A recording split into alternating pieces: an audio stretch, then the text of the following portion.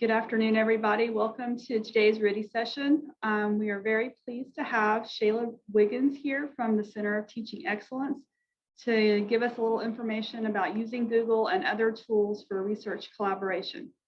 So welcome, Shayla, and take it away. Good morning. Thank you, Kimberly. Well, actually, good afternoon. Good afternoon, everyone. I am excited to be here. Thank you all very much for joining us for this session this afternoon.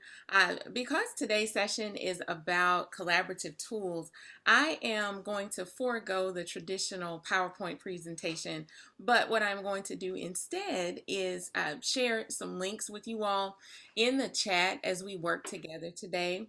I will be sharing with you all some tools that you can use, and we're going to have a discussion about how we can use some of these tools to collaborate with other researchers here at the institution, as well as other researchers at other institutions. What I'd like to do today is begin with an icebreaker, a warm-up, so to speak. If you all will, please open your chat, and if you all will answer, I have one question to begin with. Tell me in the chat, well, tell us all in the chat one reason you came to this session. What are you looking to gain? What's something you'd like to be able to do by the time this session is over? Something you want to do when you collaborate with other researchers. If you'll type that in the chat, that would be fantastic.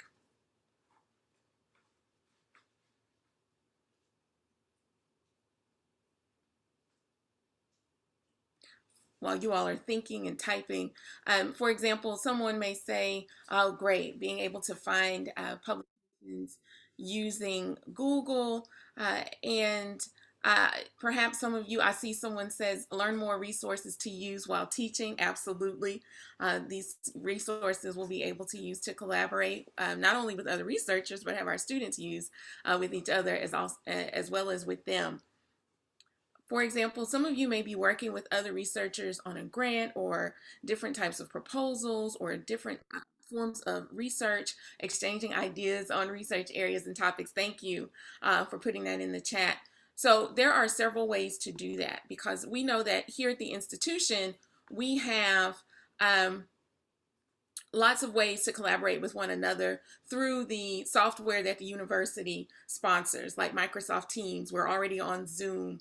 We have a whole suite of tools that are at our disposal. But when we're working with students, sometimes it can be a little cumbersome to use some of those same tools that we are accustomed to using together as faculty. For example, Simplicity. It's great for us to collaborate and dump documents into files, but it's a little more difficult for our students to collaborate with us as well as collaborate with faculty at other institutions. So with that being said, we are going to jump right in to learn about other tools for collaboration that are safe. Exactly. That's an issue that has cropped up recently at the institution. So we want to be able to find some software, use some tools, and find creative ways to use those tools that keep the information that we're using safe. So with that being said, I am going to share a link with you all. The first thing we're going to do is work together in Google Docs. Google Docs is the Google equivalent to, please click on that link in the chat.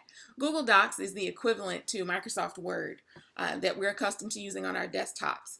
And Google Docs is free. All of the things in the Google suite that I'll show you all today are free. Some of the other tools that we'll go over have free versions that are limited in their use, but there are paid versions. So if you all will click on that link, I am going to share my screen.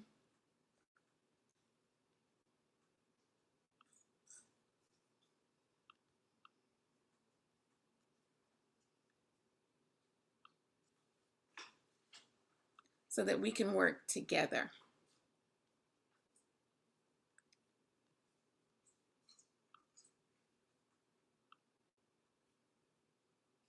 Okay.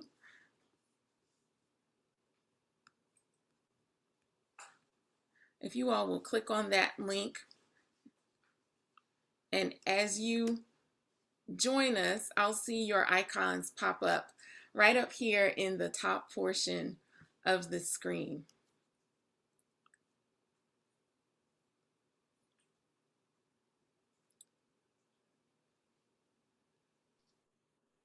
Shayla, I think some of us are having problems. It says request access.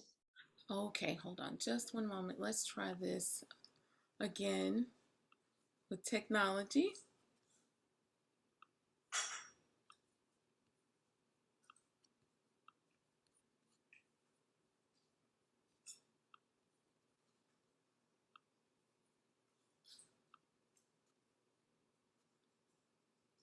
Just one moment.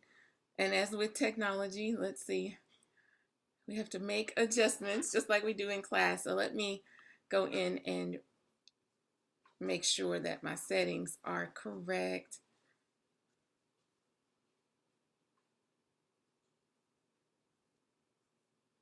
Let's see here.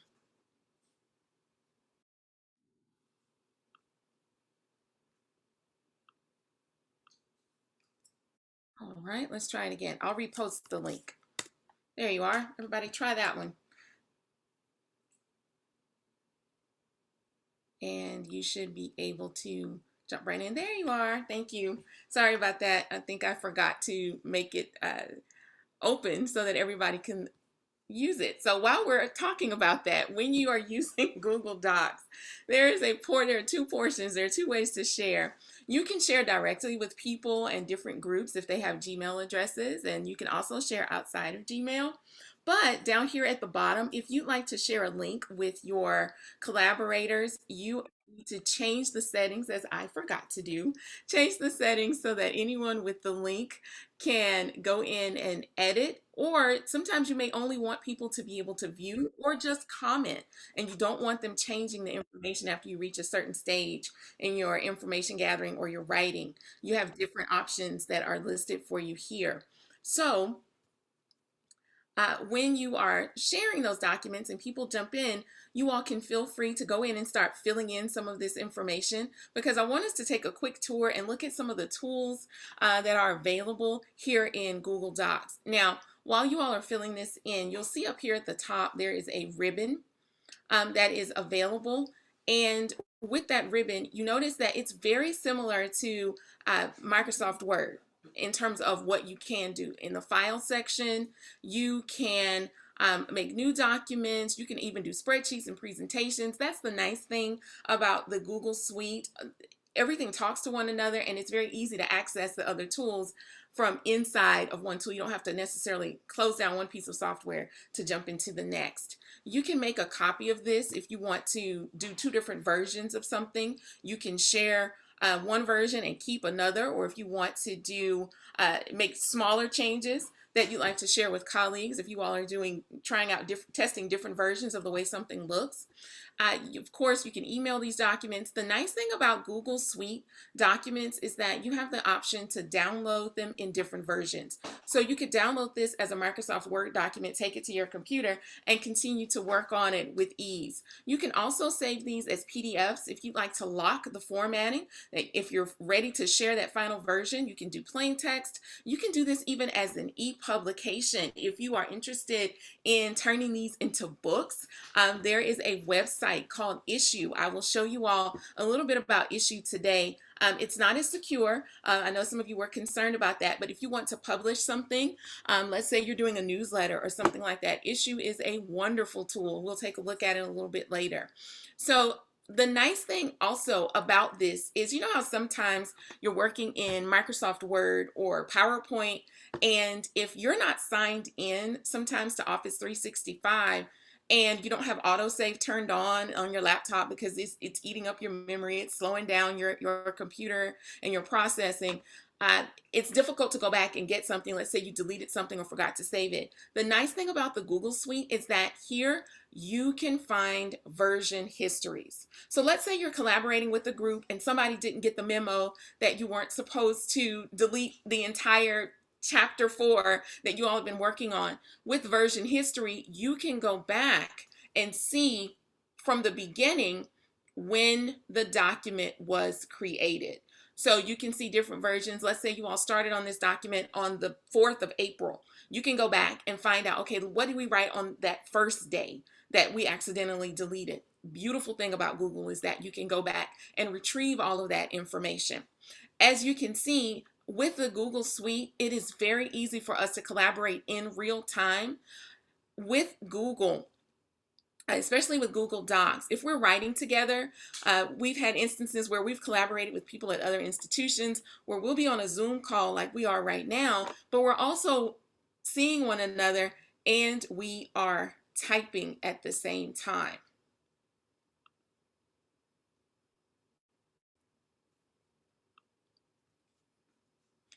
So I'm going to pull this up again so you all can see. With the Google Suite, over here on the version history, if we click on the version history, you can see the other versions that were created. And if we created this, like I said, in April, you'd be able to see all of that.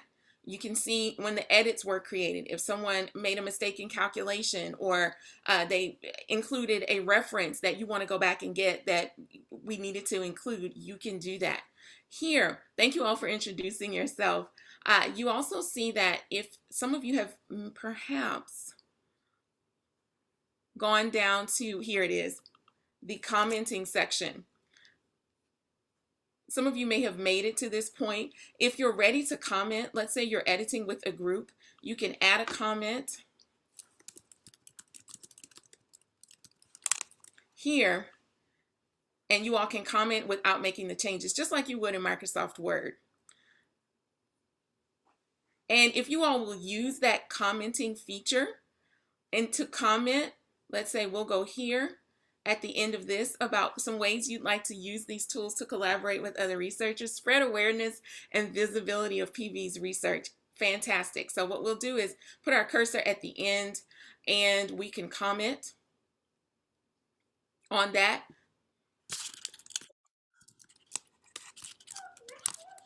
Okay. If you all will, let's unmute if you all would like to and jump in while we're using Google Docs. And today's session is meant to be very interactive. If you'll unmute and comment, talk to me, ask me some questions about Google Docs and things you'd like to know. What else can we do with this? Because I don't want to just give you a tour. I want to interact with you and find out how can I show you how to use this information in a way that will benefit you in what you do with your research. Anybody have any comments or questions? Yes, I would have a couple of questions. Richard Griffin. Hi, Dr. Griffin. Yeah, you said you wanted just click behind and then you can comment. Is that? Yes. So Okay. you can, what I just did, you saw where I clicked, I'm going to click after the word safe. That's my cursor. What I'm doing right now, I'm right clicking to get this pop-up menu. Okay. And if you right click, Dr. Griffin, and click on comment, you should get a box that will pop up for you. Very good. Thank you. Oh, you're welcome. Thank you for asking. Today's about trying some new things, trying them in different ways. Thank you for asking. Anybody else have a comment or a question? So what are the, hello, this is Seaborn Carter. What are some of the common mistakes that people make? Like they should know something, or there's a help menu somewhere, but they keep making the same mistake over and over again. Very good. So let me make sure I'm answering your question correctly. You're looking for maybe a help tool that Google has provided to troubleshoot some common issues. Is that correct? Yes, like going in between the different suites, like when you're trying to integrate back and forth. What are some of the issues that way? Sometimes one of the bigger issues seems to be making sure that your formatting stays the same. Now, when you're migrating from, let's say, Google Docs to Google Slides, it really is just a cut and paste or a copy and paste job. Just like you would from Microsoft Word to PowerPoint, you can copy paste. The formatting will stay the same because the Google and the items in the Google Suite they communicate very well with one another. They're extremely compatible. I guess another mistake would be sometimes people think that they have to download the entire document. Let's say you're working on something in Google Docs like we are now. and you want to include some of that information in Google Slides. Sometimes people think that you have to download this document as we would if we clicked on File. They think they have to download it and then re-upload it or download it, then copy and paste it. We don't have to do any of that. You can copy here and then paste in Google Slide, which I'll show you in just a few minutes. We're going to play around in Google Slides in just a short moment. Did that answer your question? Yeah, that's what I wanted to know. Thank you. You're welcome. Thank you for asking. Thank you. Okay, this is Grace. I have a quick question, please. Sure. To be able to use the Google Suite, do we access it through our PVAMU profile, and are we sure that the collaborator in maybe other university is using the same thing? That's an excellent question. Thank you for asking. So for Google Suite, you don't need to access it through the PVAMU portal. And I know someone brought up the question earlier, I think that was Dr. Burnett, about security and safe ways to kind of protect what we do so that it doesn't end up all over the internet. So with the Google Suite, you do not have to go through your PVAMU login to use this. And the reason Google Suite is a preferred platform, it's a platform of choice for a lot of faculty across the country who are working with faculty at other institutions, is because anybody can use it. So if you set up a Google account for yourself, those are free. You can collaborate with another researcher at another institution, and both of you can use your Google accounts to collaborate in real time. What I've tried in the past that works really well is if I'm working with someone at another institution on a project or a presentation, we'll collaborate in Google Suite, and then I'll take the information, I will download it as for me, if I'm working in Google Docs, I download my documents as a Microsoft Word document like I'm highlighting here. And I put it in my Simplicity folder for safekeeping. And I do that each time we collaborate. After we meet, I download the latest version. For me, I'm just trying to make sure that nothing happens and I have the most updated copy someplace that's super secure as far as the institution goes. So does that answer your question? I hope I kind of touched on what you were looking for. Yes, thank you. Oh, you're welcome. Thank you for asking. Is the institution changing from Simplicity? Dr. Butler, hi, good afternoon. I am not, sir, I've not heard that, so I'm not sure if that's happening. Not that I know of, that we would be changing from Simplicity. Google is more, if we're using Google Drive and the Google tools, these are readily accessible. Now, Simplicity is readily accessible, but the limiter is that it's only those of us who work at the institution will have an account. And if you're working on a project with someone who is not at Prairie View, it can be cumbersome to try to keep emailing each other back and forth, different versions of the document. One of them always gets missed or left behind, or somebody updates something and forgets to email the most recent version.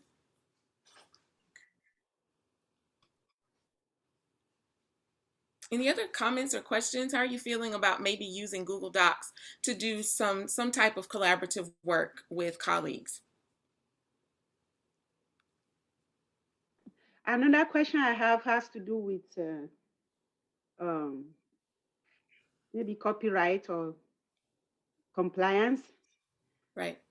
If you have to use the Google Suite, which is kind of personal, and you are working with projects that concern the university, anybody can have access to that if the person is on Google using Google Suite. Exactly. So how do you control that? So being compliant. That's a very good question. So the way I think about this, because you ask a very relevant and very, very good question. So if you were, let me ask this, if you were collaborating on a research project or a grant with someone at, let's say, A&M or somebody at UAB, how would you all normally communicate and share information?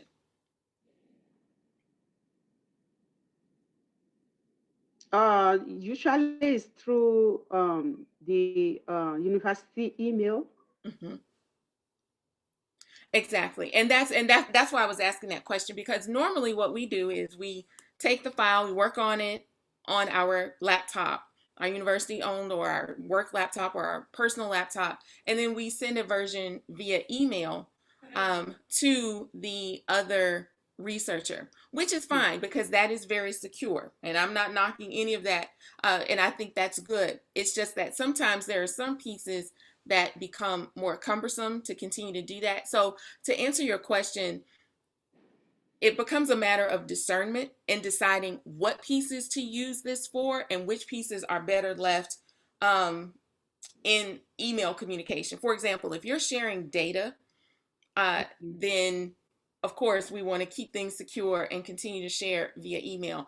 But let's say we're working on a book chapter together and we want to collaborate. And let's say you and I are on a Zoom meeting and we're saying, okay, let's brainstorm some ideas or let's work together and get some things edited. What I've seen people do is take the documents that they worked on their computer that they would normally email each other, just for the purposes of their, let's say their editing meeting, they're going to get together and work on editing and kind of fine tuning this piece.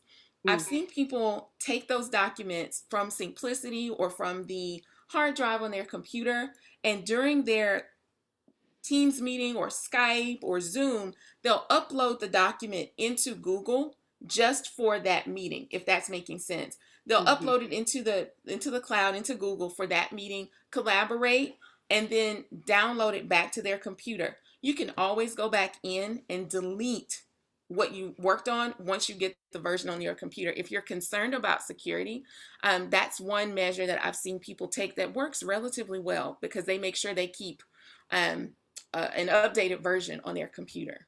Does that help a little bit? Yes. Okay. Because you bring up a valid point. Oh, you're welcome. No, thank you for asking. That's a very valid point. Okay. Any other questions or comments before we kind of move on to our next piece?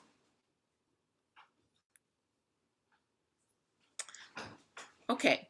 So hopefully those of you who are kind of playing around in Google Docs, you've seen that all of the tools that you have in Microsoft Word, well, many of the tools you have in Word, you have here. You can insert images, you can do tables, you can change the formatting, you can actually add bullets and table of contents and all that great stuff right here in the Google Suite. What I'd like for us to do now is we are going to move into another Google item very quickly, and then I want to show you a few other pieces in Google, but then we're going to look at some things that are not in Google.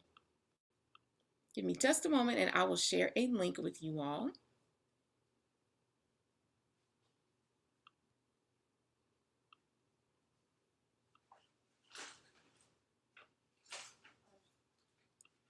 Okay, the link I'm sharing in the chat right now, if you'll click on that, that link will take us to another sandbox because like I said, today was about interacting and we're going to play together today in our sandbox. We are going to create a presentation together.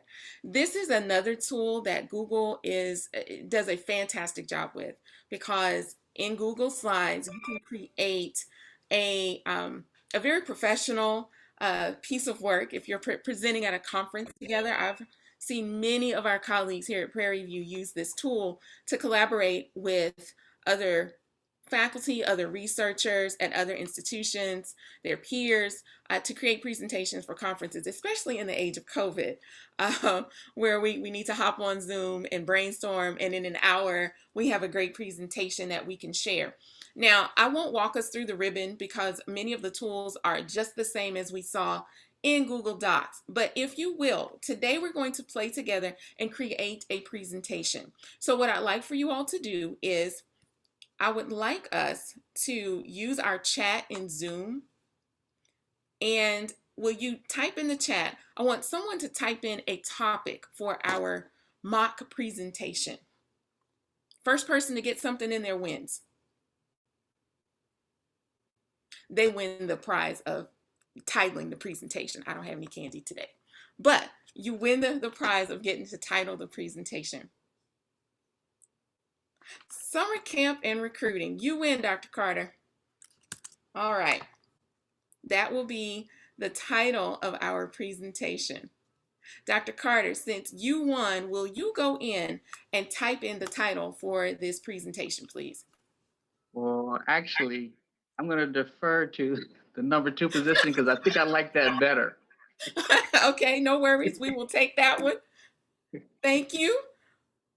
Let's see. Let me go in and I will clip that one.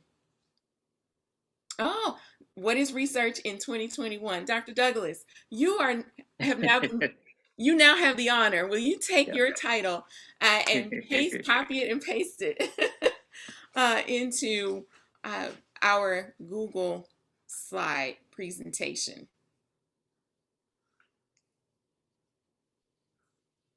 Thank you so much. So now, for the rest of us, we are collaborators. We are working on this presentation. Those of us who are, I think, what's that? The 9 of us who are 9 or 10 of us who are in this document, we're going to work together in real time. And everybody else, feel free to jump in and create a presentation in just a few minutes. So I would like everyone to go in, please, and let's change the background. So you can do a right click and change the background on this screen. You can insert a photo. You can click right here where it says change background, and you can use a color, or you can pick an image. Let's see, someone changed it to purple. How appropriate. And let's see, I'd like for someone else to go in and insert a photo. So right here, you can click on insert image where I've put my cursor. And when you click on insert image, the nice thing about the Google Suite is that you can work from the web inside of these tools. You also have the option to go in and put a URL. Let's say you have a photo from the university's website that you'd like to use if there are no copyright issues. Let's say you want to use your camera and do on your computer. You can click on camera and you can do a selfie. If you want to search the web, you can search the web. We'll click on that. And we can go in and type in the word research. And you don't have to get out and go to a new tab and type in Google Images. You can click on that. Of course, with these tools, we have to use the same discernment we would use if we were out on Google in the open and look at copyright infringement issues and making sure we have the right to use those photos. And so if that's a concern, well, I always tell people, go to a site that you trust. I like to use Canva to download images because I know if I get it from Canva, I can use it, usually without attribution if I'm doing a presentation. So excellent. Thank you for that photo. Now, with the Google Slides, we won't spend too much time in here because we've all done PowerPoint presentations before. The formatting, the options, they all look the same. The ribbon at the top will give us the same results as we would have in PowerPoint. The only thing with this is that we can collaborate. There are some nice things though about presentation mode in Google Slides that I enjoy. So thank you for those of you who are continuing to edit. You all can feel free to add a new slide if you'd like. If you'd like to do that, I'm right up here in this upper left-hand corner. I'm going to click on the drop-down menu. And just like in PowerPoint, you have options for formatting. You can change the formatting and do a slide that's blank or a slide with a title and some content. So while you all play around in that area and work on that, I'd like to show you a few other things that you are able to do. If you have speaker notes, you can voice type speaker notes in Google Slide. So you can narrate what you want to say. That's the nice thing about Google. My kids use this all the time for school to when they're working on their presentations, they voice type things and they show up right in the speaker notes. And that will save you some time if you're going to do a narrated presentation or you want to go ahead and add your notes as you're thinking about them. You see right here where it says Q&A history. This has to do, let's see, I'll click on it so you can see. This records the questions and the answers inside of a presentation.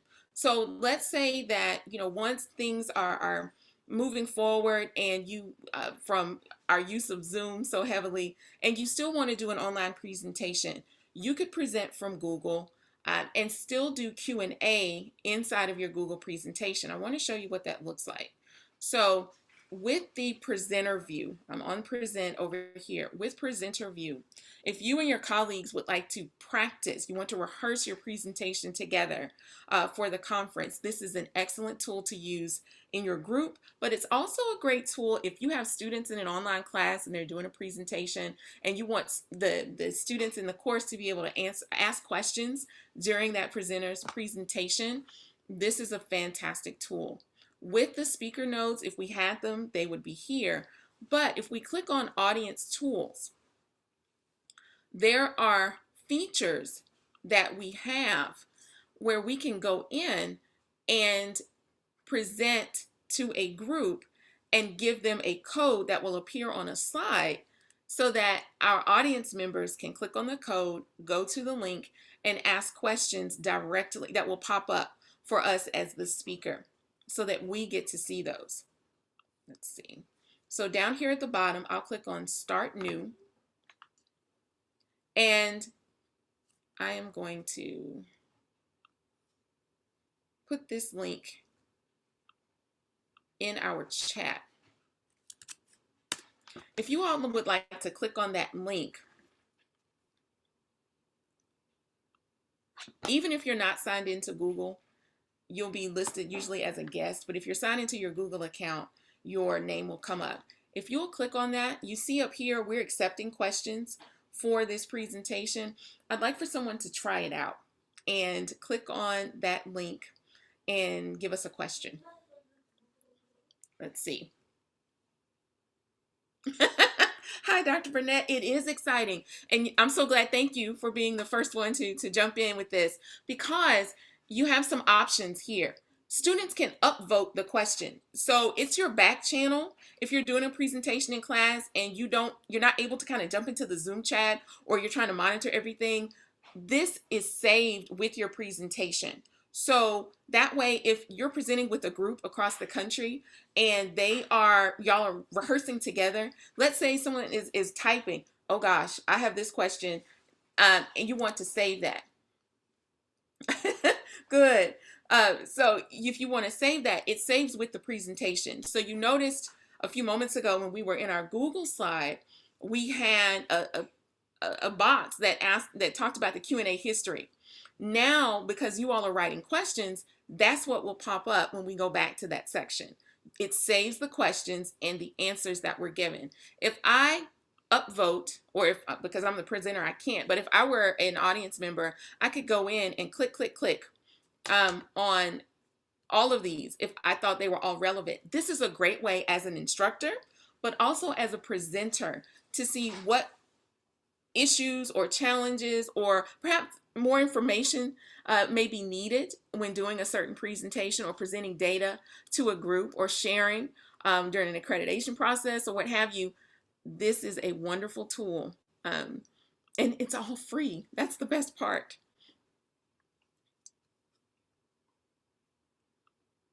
Okay, so if I click on present,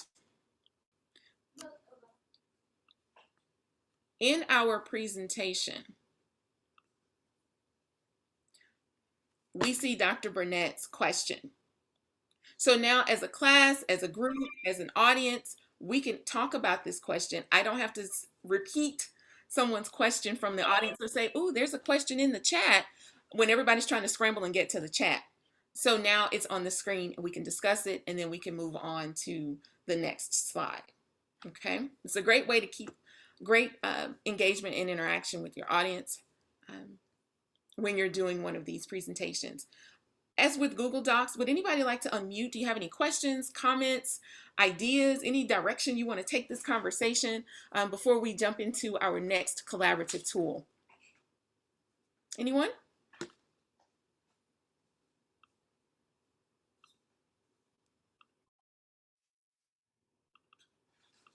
I'll do my teacher wait time to see if anybody has any questions or comments.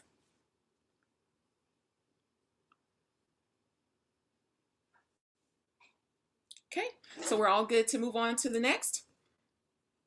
Oh, I see someone. Okay, Dr. Douglas, let's see, when you were dealing with questions, Is it best to have one person retrieve the questions while another person is presenting? Yes. So if you are, that's a great question. So if you all are presenting together, you can have one person be your chat monitor or your question monitor, because as a collaborative group, you'll all have access to edit the presentation, which means everybody can pull it up on their screen. We tried that with another group that I was working with when we did a Google slide presentation. It worked really well because one person did just that. One person kind of kept an eye out and they would present the questions while the rest of us were presenting. So we kind of were able to rehearse. If someone has a question, just go ahead and flash it on the screen. That way we would know to stop, address the question, and then move on to the next slide. Excellent question.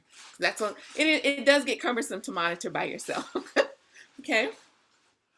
Good question. Anyone else have a question? No? All right. So we are going to move on to our next tool that I would love to share with you all. If I can ask a question of you, you can place it in the chat or you can unmute and tell me.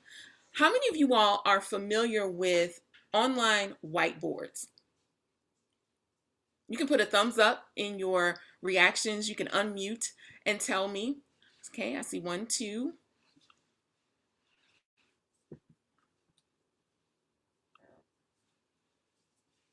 Okay.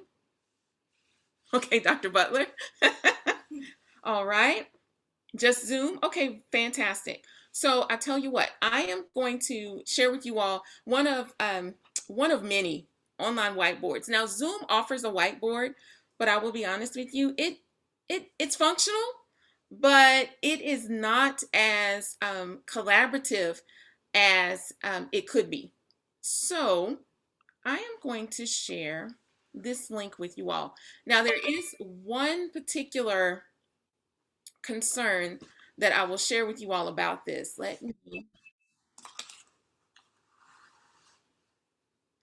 I'm going to do 2 links, okay?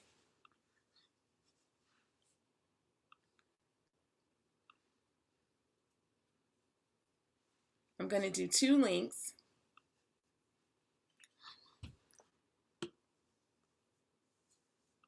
The first link I am going to share will allow you to view the whiteboard. And the second link I'm going to share will allow you all, there will be 2 of you who will be allowed to jump in and edit, okay? To jump in and edit. So now, I'm going to go back and I will share my screen so that you all can see what the whiteboard looks like in real time and we can collaborate.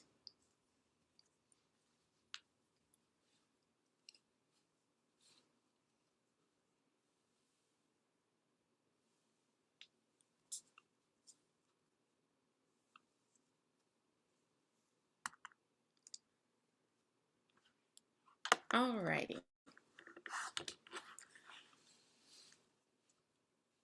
Well, if I can get my screen to appear, I thank you for those of you who are already in. That's fantastic.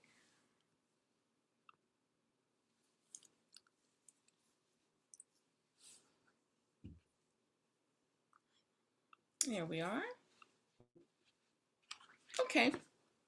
So this is Miro. And with Miro, this is a wonderful tool. Now, there are several other whiteboards that are available online that I'll be glad to share with you all. I'll share my email address and we can collaborate on some different types of whiteboards.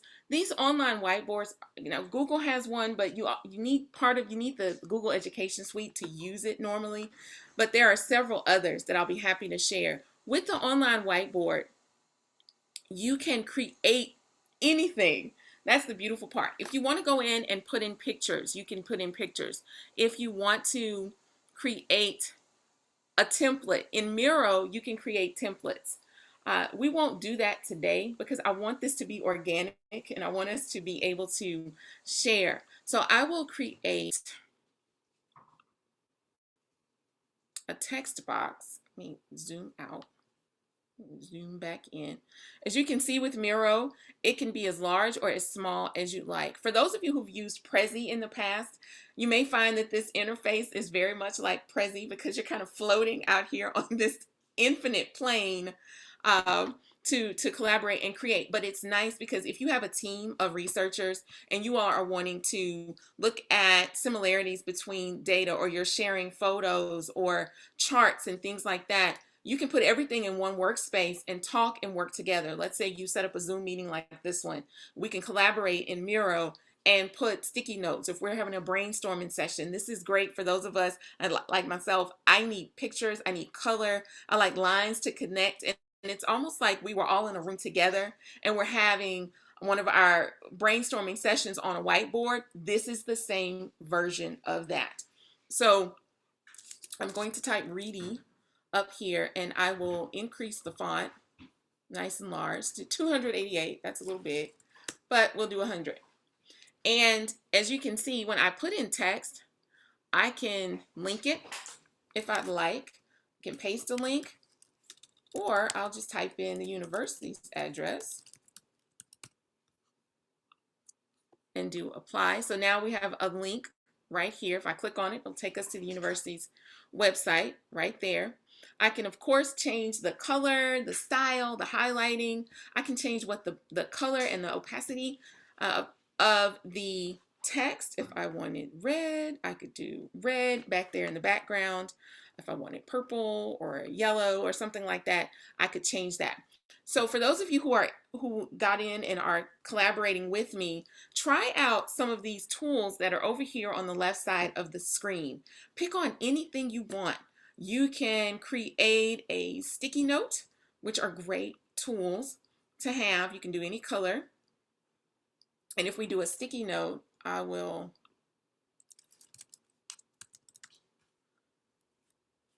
add some text to our sticky note, and we can move that sticky note anywhere we want. If we're prioritizing, let's say a data collection process, or we're brainstorming conclusions from something we've been researching, or we're trying to figure out in what direction do we want to go, what conclusions can we draw, who's what demographic are we going to be studying, how, and you can use this with students to get them to collaborate during class. This is an excellent tool. You can comment on someone else's post. Of course, one of the things I like about this is that if we want to draw a connector, I can draw a connector between the ideas. Also with Miro, once you finish designing this and you can upload a photo, you can upload a file, those sorts of things to this. You can also add a frame, and that's where I'm clicking over here. With the frame, once I add this to my document, when I get ready to download all of this, the frames become their own pages. So with this, once you're done collaborating, you can move all of these pieces around on the screen and then download the entire document as a PDF. It's a wonderful, quick tool to use to collaborate. Now here's the kicker. With the free version, you get 3 boards, and that's it. So you have to keep deleting and recreating your boards, or just create accounts with different email addresses. There is a paid version that is worth the money if you're going to be using this tool quite a bit, because you can invite more people to collaborate. With the free version, you notice there are only 3 of you who can collaborate at one time on a board in a team with the free version. With the paid version, you can have far more people who can collaborate and edit in real time. So I'm going to stop talking. I want you all to, ask me questions, unmute, talk to me about how you think you might use this, ideas that you're having about how to use this, or something you want me to demonstrate. We can go in and pull it onto the screen.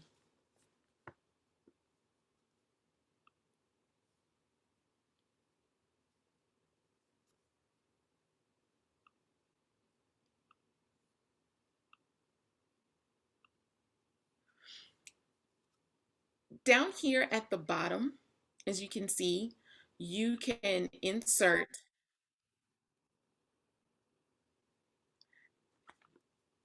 presentation mode, and now everything zooms in on what we have, and you can go from frame to frame. And this was, thank you. Oh, that looks great. So now you see we have an entirely different collaborator in another part of the screen who was working like a busy bee. And now we're ready to come together and present together. Imagine not only using this with fellow researchers as we're brainstorming, and maybe we've got breakout groups going on in different parts of our whiteboard. Imagine using this with students or in office hours.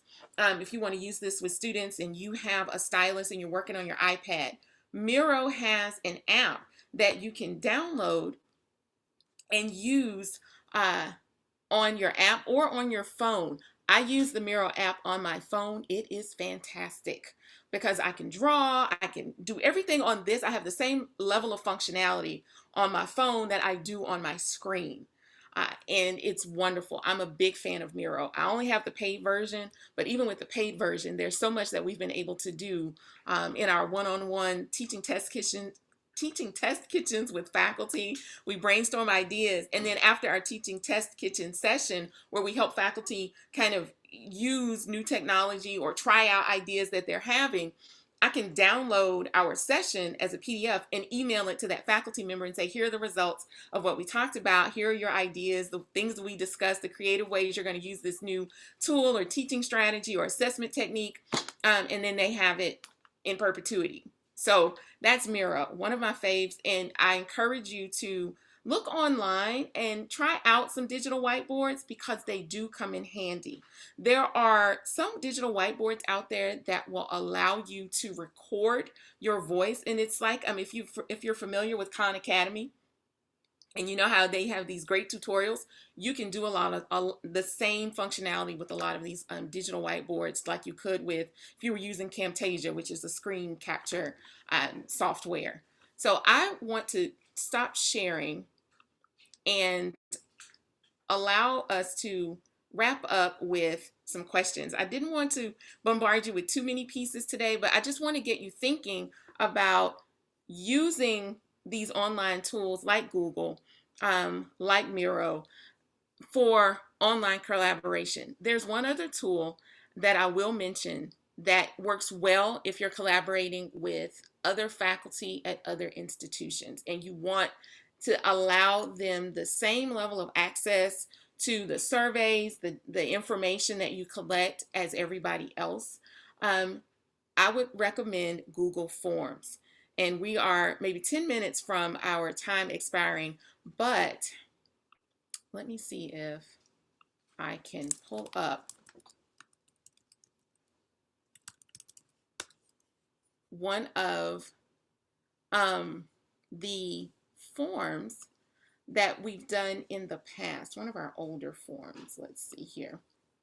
I just want to show you what's possible in Google Forms. I'm going to share my screen with you once more really quickly.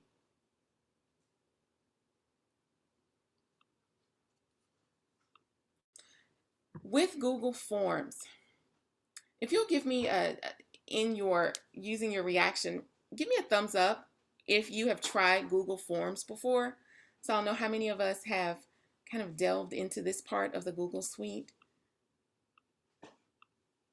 Okay, I see a few of us have tried using Google Forms before. So with Google Forms, in a nutshell, this is the free version of Qualtrics. Okay, so it's the very free version of Qualtrics where you can create a form online, and those, let's say you're doing a research survey or a questionnaire or even a post-presentation survey that you'd like to share. Google Forms is an excellent tool for that because some faculty at other institutions may not have access to Qualtrics. They may not have access to SurveyMonkey. Now, SurveyMonkey is great because it is free up to a certain point, but with Google Forms, you can collect information, and like we talked about before, the results will be moved into a Google Sheet, which is the Google version of Microsoft Excel.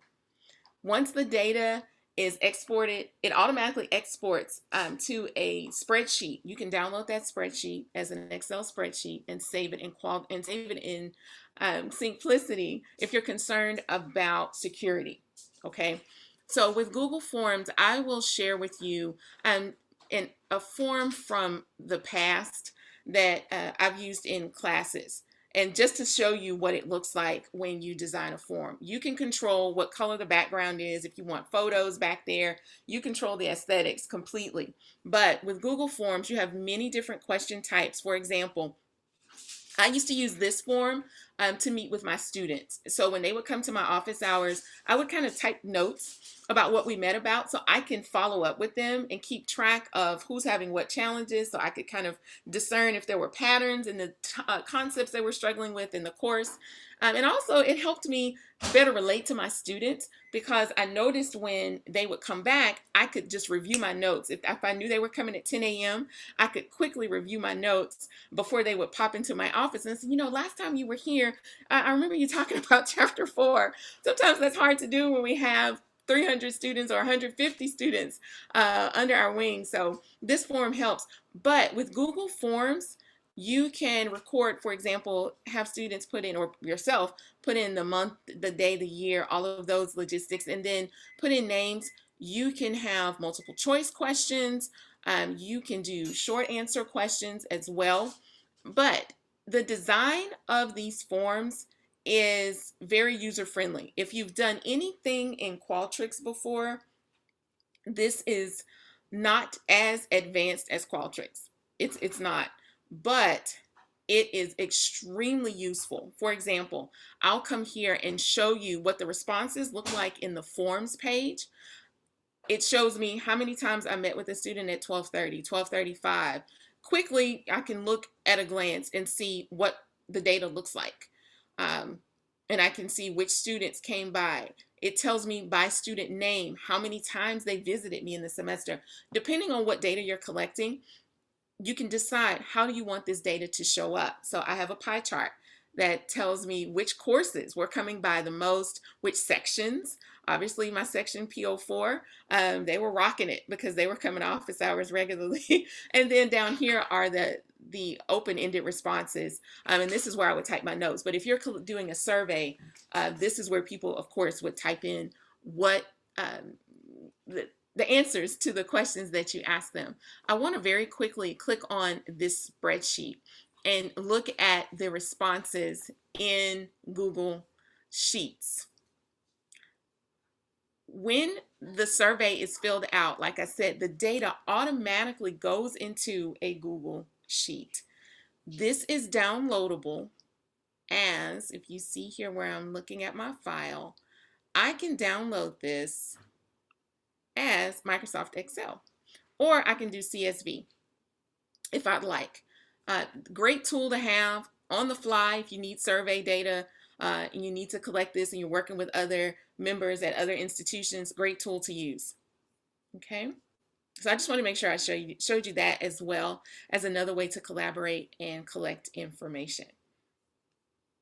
Okay, I am going to stop sharing for real this time. Does anybody have any questions or comments, ideas?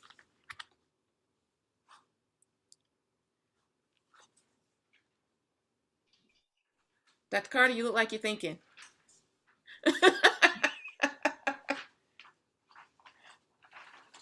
You're muted.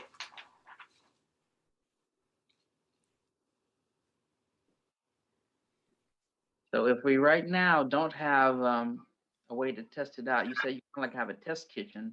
Can we Yes. request a test kitchen from you or from this group? I am putting my email in the chat right now. If you would like to set up a time to come hang out with us in the test kitchen, we do it through Zoom.